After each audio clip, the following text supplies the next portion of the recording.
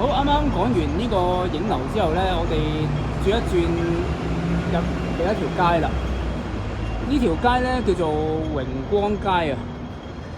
咁榮光呢，就大家可能諗起基督教啦。大家發現榮光街呢度呢已經有個新嘅建築物係起緊嘅。咁呢個係恒基兆業地產希慎帝國集團聯營啦嘅建築物，咁好快㗎啦，好快！我相信會一路，可能大家只係見到幾層，一路會起上去㗎啦。咁就有部分呢，亦都係留意到啦，呢個係影樓嗰棟大廈。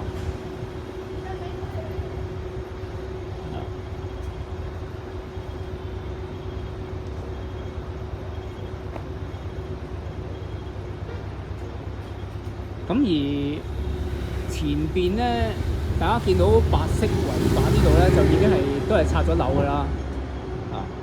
其實呢段片呢，即係其實呢度榮光街影落去，就係我其他片都有影到嘅，只不過呢，一個係喺例如喺南邊影過去，定係喺北邊影過去咁嘅啫。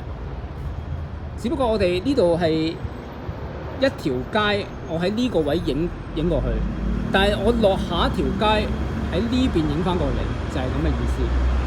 係啦，咁就大家可以一路再行多少少啦。咁榮光街另一邊呢，都係一個建築群啊。咁相信呢個集團係將呢條街係買晒，然之後起咗好多個建築物，一路起落去都成為一條村啊，就唔係一個單支嘅建築物。咁而家地產集團都係會有呢種嘅建築方式啦，就係將成塊地買咗，建立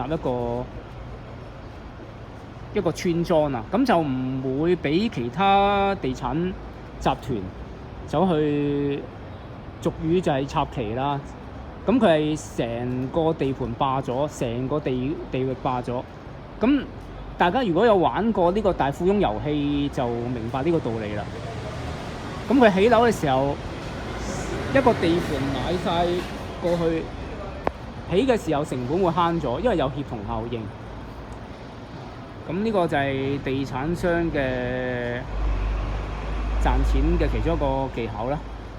咁呢節報道到呢度先。